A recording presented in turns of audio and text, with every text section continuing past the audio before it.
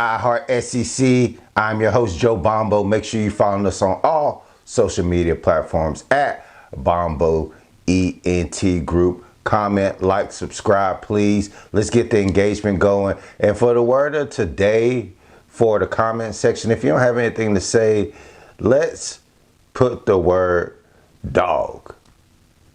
D-O-G, D-A-W-G. However you feel, just leave a comment if you like, man, because the comments really do help the engagement and help grow the channel.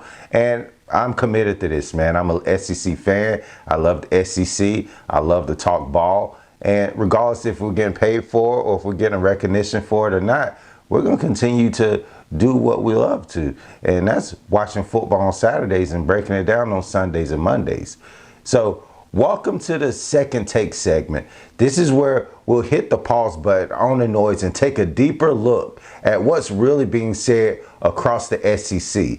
We're going to package all the information from the weekend that gave us a lot of storylines. And while the media world is buzzing, I've got my own takes and my own lens. So let's break it down. Today, we'll have takes from some of your regular college football aficionados, On Three's JD Piquel, the College Football Focus crew, and your resident expert, Joel Klatt. And maybe we'll throw a few others in there. But I have to say, what great scheduling job by the SEC. The WNBA could take some notes from the teams that they put into the schedule positions and how they put this schedule together. You close the night with two highly anticipated matchups in Deep South's oldest rivalry and the LSU South Carolina game. Both games end up being classic SEC defensive battles. You have a midday shootout with Arkansas and Tennessee, and if you're not a big fan of no defense, you could just flip over to the Red River shootout. And then you get blessed with an early primetime matchup with Missouri versus Alabama. Chef's kiss of a schedule this weekend. Let's get into it. Alabama, Missouri. Highest grade player coming out of this game was Khalil Jacobs, the linebacker from Missouri. He posted a 77.9 Pro Football Focus grade. As the game kicked off, Bama seemed to be caught off guard a bit by Bo Pribula's running ability. Whether it was his speed or whatsoever, it was quite obvious. Maybe the focus was on stopping Hardy, which allowed Bo to beat and get around the edge of this Alabama team. But the guys were locked in, and that was for sure on both ends, from Alabama to Missouri, especially Zion Young. He was locked in early, especially with the huge matchup versus Caden Proctor. On first down, he got a big unsportsmanlike conduct penalty early in that game that made a 3rd and 15 turn into a first down. Then on the next play, he almost jumped off sides, but got back on in time. Then on 3rd down, he jumps off sides. On the 3rd and 5, 2 plays later, Kevin Riley for a touchdown. Bama has showed over and over in the early parts of the season, outside of Florida State, that the offensive line is going to be something to deal with. Simpson played from a clean pocket most of the first half. Not much pressure from the defensive line. You can see the growth of Ty Simpson every week in and week out. And he seems to be more comfortable in the pocket and always has his eyes downfield, which I noticed in this game early. That brings us to our first take. On Three's JD Piquel talks about the pressure and how it affected Ty Simpson. Now, I don't think Ty Simpson is Michael Penix Jr., different players, different receiving cores, but that common thread is there. When you heat him up, he seems to play better football. I mean, when he makes plays off platform and kind of gets a little bit of rhythm into the game, he plays better football. He's kind of not a rhythm shooter per se, but when he gets into that rhythm and he has a little bit of those off-script creative plays and he starts to have the basket open up for him downfield, like he's borderline impossible to stop. That's the growth. and the confidence you could see from him. And at times it seemed to hurt Simpson. See, there were times he had open receivers, twice that I counted, and I noticed early on, downfield he was looking where he could have took easier throws underneath. But it seems he was looking for that bigger shot downfield that led to incompletions, that led to a sack or on 2 late drives in the second quarter. So those are some things that I like to see him improve on, just taking what the defense gives you sometimes. We know that he plays from 20 yards within, but sometimes you can get caught at that 20, 15 yard looking for some of the bigger plays and bigger chunks downfield. He needs to continuously do that and take what the defense gives him. I believe that this is what led to the sack fumble early coming out of halftime, which Mizzou capitalized on and turned that into 7 points. Notes from some of my quotes. Bama leaning on a run game. They have featured 3 running backs so far: Daniel Hill, Kevin Riley, and Jam Miller. Leader of the time of possession in the country, Mizzou, has it flipped. Bama controlling with the run game. Pro Football Focus, college football shows Dalton Wasserman spoke on the opposite side of the ball, the Alabama's run defense. Here's what he said. Look at Alabama's sample of run defense in this game, and it's a very small sample, but not great. The run defense is still a concern if a team can get in a rhythm, but against these 2 ball control teams in Vandy and Missouri, Alabama has controlled the football and majorly won time of possession. It was huge. I mean, it was huge. I think Alabama against, better running teams in future weeks, it's still going to be something that we talk about of, hey, their run defense is not spectacular. They're getting by with it, but they're also getting by with it because when you hold the ball for 38 and a half minutes, well, that helps you out a lot. So, I mean, even in that small sample of not – and look, they're still going to play good running teams. Tennessee, South Carolina, maybe Oklahoma if they can figure it out by then, Auburn. I mean, it's going to be a theme moving forward that, yes, they still need to play better in run defense. At this point in time, I have to argue against that. I mean, who is better than the number 1, 2, or 3 team in the nation to go up against? You can put Missouri wherever you like within that conversation, but they're definitely top 3 in the nation when it comes to running the ball. So who better them to prove that you can stop the run? I mean, this is the number 1 running back going into Saturday in the nation. If you can bottle him up, I have to believe, no disrespect, but you can handle Rasul Faison, who hasn't done much this season, or Tennessee and their stable of backs, or Oklahoma, who can't seem to figure out their run game or who they want to control the tempo in their run game. So it doesn't strike me as an imminent threat to penetrate this defense consistently over the next couple weeks. LSU hasn't figured it out. So I'll be waiting to see which team is able to flip the script on the Tide. I mean, this game was as old school SEC as it gets. They ran the ball 42 times.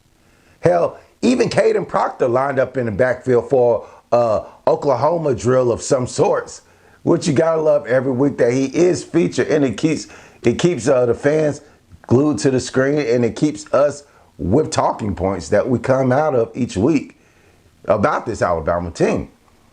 The game obviously was flipped during that late quarter possession where the Missouri ran a fake punt.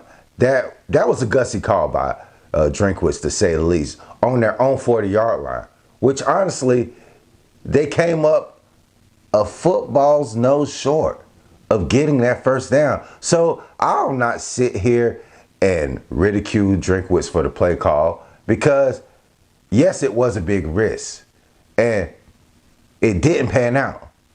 But they were this close in getting him, And then Bama, kudos to them. They made them pay on the following drive and taking their own shot on 4th and 8. 4th and 8. But you got Ty Simpson back there, and he converted that pass to Lazier Brooks, which was arguably one of the biggest plays of the game, that 29-yard catch, the longest play of the game from either team. But it was quite clear in this game. Once Jam Miller went out with that concussion, the offense looked totally different. The most impressive part was both secondaries, though, who played phenomenal. Neither quarterback throwing for over 200 yards and shutting down both teams' best wide receiver threats in Ryan Williams, who had a goose egg, and Kevin Coleman for the Missouri side, who finished with one catch. And for a Missouri secondary that I didn't expect or know much about, that was the most impressive part of this game.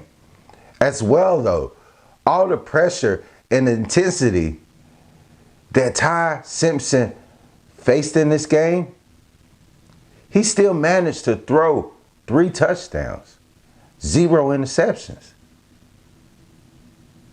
The quarterback grades: Ty Simpson, 66.5. Bo Pribula, 52.7. Texas, Oklahoma. Highest grade player, Michael Taft, 83.5. They continue as these games start to make DeAndre Moore the key player entering games. So I checked his numbers right after I seen that. 14 receptions, 190 yards, 0 touchdowns. Quite the impact. I just had to make sure I wasn't missing anything, though, because I didn't watch much of the Longhorns game over the past 3 weeks when they played all these cupcakes, and I still had the impression, and I still was under impression, that this team lacked the alpha or go-to receiver. I can't say that was evident after this week that they have found one, to be honest with you, even though Moore scored. This was a battle of top defenses.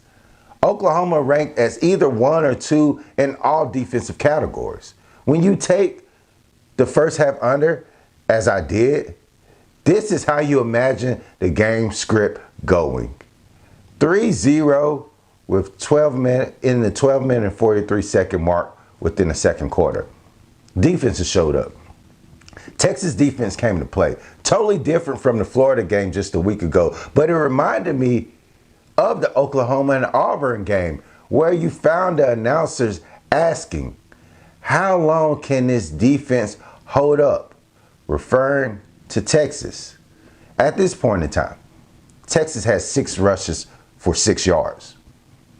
Oklahoma, 9 rushes, 23 yards. Most of those running yards came from Mateer. Joe Klatt spoke about this, and this is what he had to say regarding the Oklahoma run game.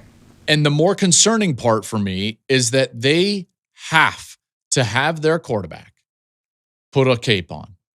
If Mateer is not brilliant, what else goes on there? Because they can't run the football. I've been saying that for a long time. If you're not balanced and all of your eggs are in one basket, it becomes really difficult if that guy has an off day, which Mateer did. He comes back from the hand surgery, and it wasn't that he looked bad throwing the ball. It's that he didn't make good decisions. If you've been following since week 1 of this football season, I brought this issue to the table after week 1. Though some may be catching on, this was a concern from the beginning of the season, and quite perplexing if you ask me, when you have one of the most talented running back transferred into your school over the offseason for this very reason.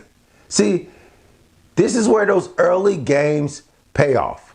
When you spent September figuring out your backfield and building that rushing identity, now it starts to show, whether it's good or bad. And there are going to be those that say Mateer shouldn't have played. He didn't look healthy, that's what they'll say. The balls he threw, to me, looked great. Coming off his hand, and they looked like they've looked all year. And he was able to throw it in his traditional way, off the platform, different arm angles. He just didn't seem right mentally. And his decision making didn't seem to be the way that had been earlier in the year, which was quite concerning and quite questionable if you ask me. It wasn't a physical thing. It seemed to be more mental. Like the interception that was thrown before the half ended. You eat that ball. You kick the field goal. You guys go in tied 6-6. You throw a careless ball that's intercepted that had nothing to do with hand health. I'm just saying, more brain health than anything. Those were key moments because Arch wasn't the marksman throughout this game as well. And coming out the second half, Wisner stepped up with key runs and also doing it receiving wise. That allowed Texas to win that third quarter, 10-0. And I remember looking at the over-under number for the third quarter. I believe it was at 7.5, and I was so tempted to take that. So tempted to take it. It would have been an easy one. The Texas defense just seemed mentally draining on this Oklahoma offense, if I speak on it from my perspective. From the 40-yard Mateer run being called back on a penalty, the next play, ball goes off the wide receiver's hands for interception. Texas missed the field goal. Mateer improvs on a throw, throwing a lateral to his running back. The running back lets the ball roll on the ground.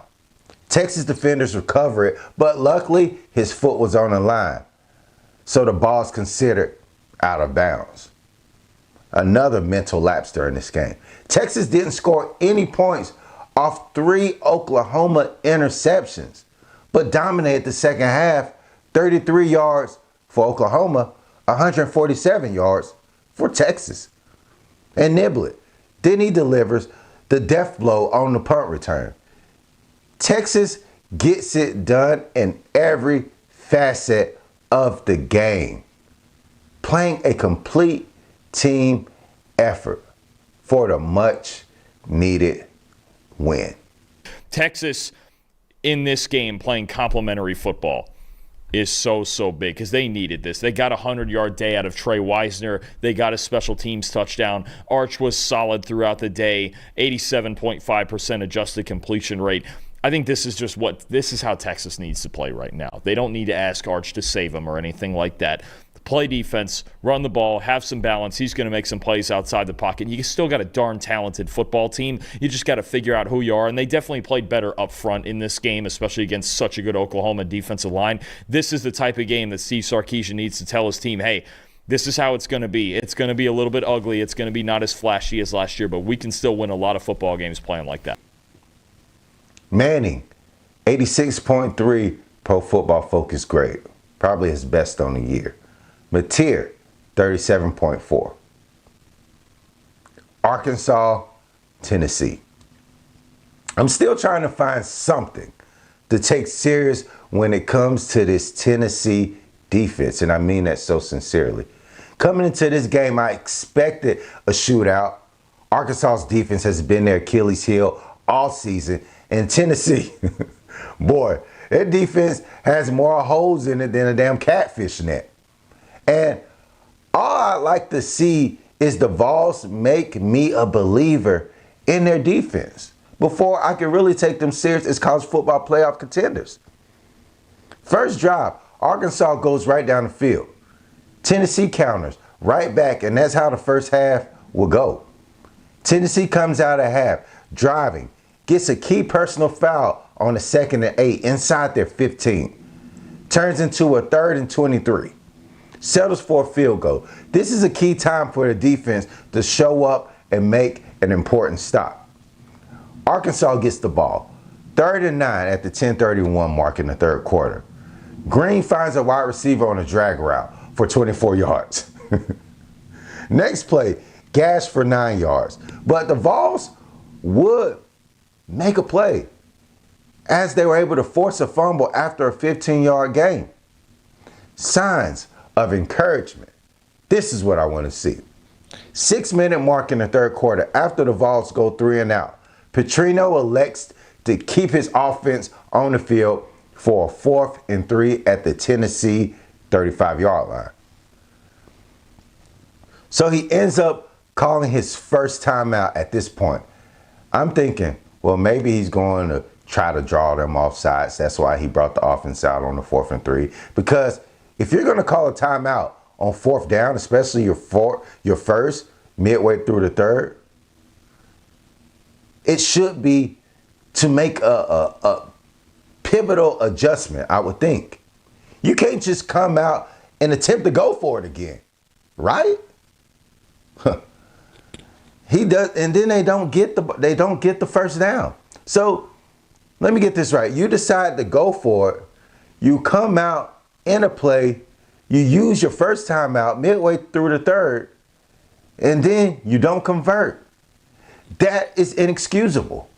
And if you're Arkansas and you're considering bringing this guy into your organization and potentially becoming a new head coach, that sequence right there should be a cause for concern. Because that's game management, not at its best. But on the bright side, the Tennessee defense actually made 2 stops when needed to prevent Arkansas from taking the lead when their offense got stagnant. Aguilar's almost threw an interception on the next play. Throws a bit early on the 3rd and 5, not allowing his wide receiver to get beyond the sticks. These are the little things that matter that I'm not going to say anyone doesn't pay attention to, but it's something that stood out to me. They attempt to go for it on 4th, but called for a snap infraction on a weird encroachment scenario. So they had to go back, punted the ball 3 drives in a row. Tennessee will make stops when needed. Those drives went like this: 6 plays, fumble. 7 plays by Arkansas, turnover on downs. Then a 3 and out. That's what you want to see from this Tennessee defense. More consistently. Alabama's up next. Texas A&M, Florida. Highest graded player, Dion Hayes of Texas A&M with a 91.1 grade. It don't get much better than that. Both teams were able to move the ball down the field quite easy earlier in this game. Florida went right down and scored. Texas A&M, 2 plays, bounced right back. Which, if you were an Aggie fan, I could imagine this had you quite concerned early on. If this is the type of game that it was going to be. Because anyone that thinks Florida can't beat anyone in this conference is sadly mistaken. And J.D. Piquel highlighted this same exact point. As long as you roll with Billy Napier, there will be more good moments. The team plays for him. There's buy-in. It's a talented roster. Lagway's a stud. When there's the run game working for him, like, Florida will have more good moments. I'm not sitting here telling you that if DJ Lagway and Billy Napier and all those pieces are firing, they could go beat Georgia, and it wouldn't be shocking. But it's not dependable. It's not dependable. And if you're the powers that be at Florida, you have to, at some point in time, make your decision as to how you want to live. This is the perplexing part regarding the Napier time in Florida. The slow starts in some games. Then you all of a sudden get a 2-game streak where you score 14 points in the first quarter. That's not easy to do, especially against the level of competition that these guys are facing week in and week out. Same thing last year. You go on a losing streak, and then all of a sudden you rip off 6 games to end the season. Consistency, dependability, where is it? See, he's able to get the talent there in Florida, but then it seems when they go off script after that first design 15, 20 plays, that's when things get a little iffy. What's their identity? Are you a physical team with ball, or are you an explosive team with Lagway, Wilson, and Brown, who can beat anyone down the field? It's okay to be able to mix between both, but you need to establish that going in each and every week. 14 points in the first quarter. Final score, 34-17. Lagway started 10 of 12, 128 yards, 2 touchdowns. Since that start, he was 7 for 21, 85 yards. But this game turned into more of a story about Texas A&M defensive dominance, let's just be honest. A team playing complementary football and arguably the best football in the league at this point. On offense, the offensive line allowed 0 sacks, 1 pressure, and 1 tackle for loss. Superb play by the offensive line. Cassius Howell, second in the country with 8 sacks. The defense, 2 for 33 on third downs. I'll continue to bring that stat up as long as that trend continues. 2 for 33 on third downs. The chance of an offense converting against this defense on third down, 6%. Marcel Reed, Pro Football Focus grade, 69.5. DJ Lagway, 45.2. LSU, South Carolina, highest graded player, Monkale Goodwine, 88.6. Sellers turned the ball over early, which gave me flashbacks to last year and the problem he had. He's done so well early on protecting the ball. This is not a great time to restart that trend from last year.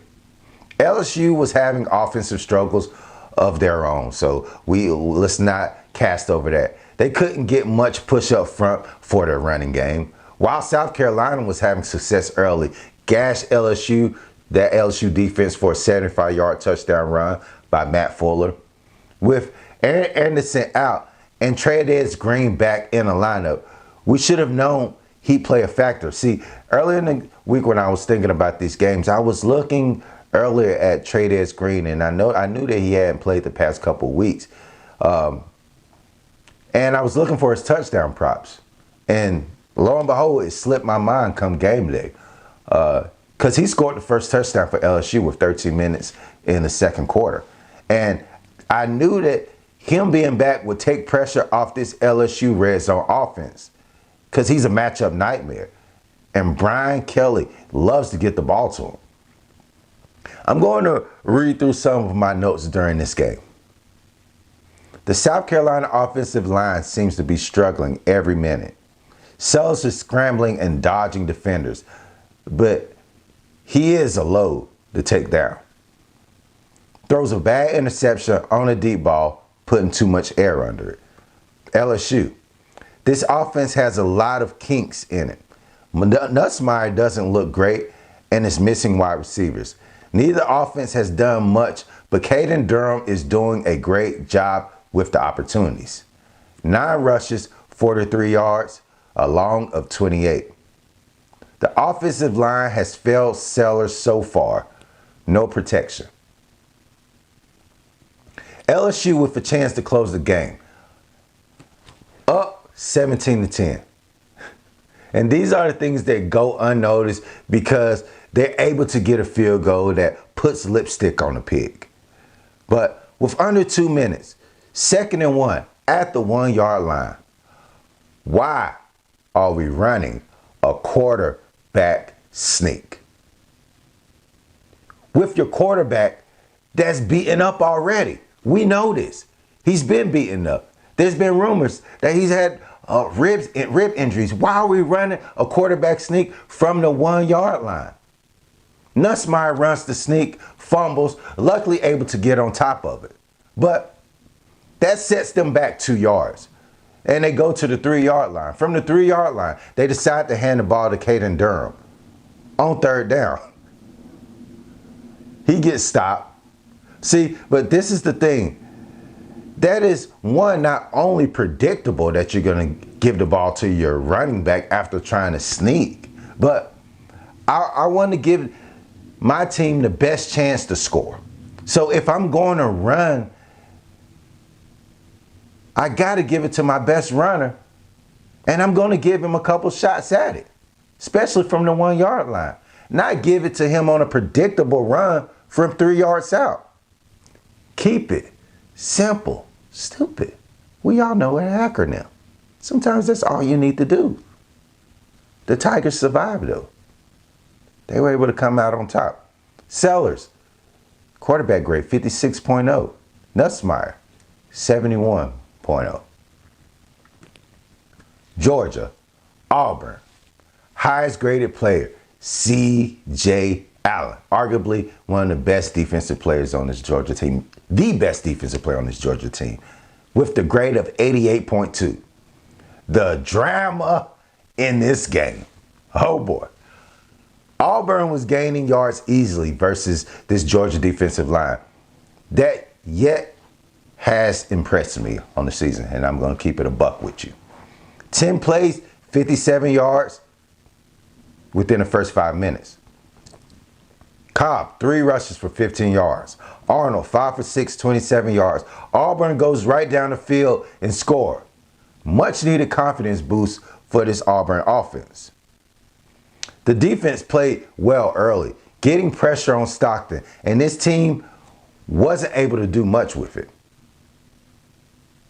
The time of possession, early, 16 minutes and 34 seconds for Auburn. Georgia, 6 minutes, 36 seconds. Georgia, with just under 2 minutes remaining in the half, here's where the drama starts. Auburn up 10-0, decides to run a sneak with Jackson Arnold. Gets the ball to break the play, in my opinion. Refs disagree, though.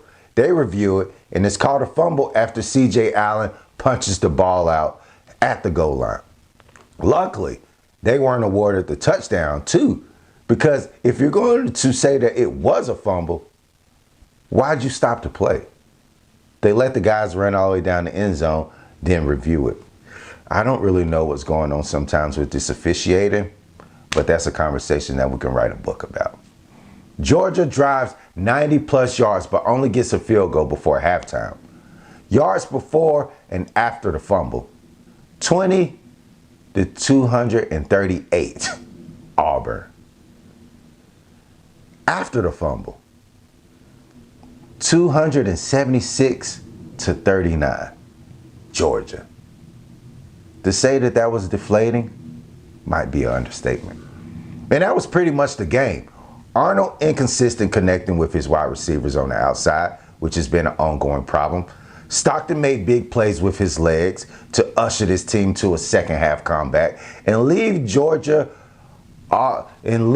Auburn, with this officiating trauma that they've been dealing with all season long.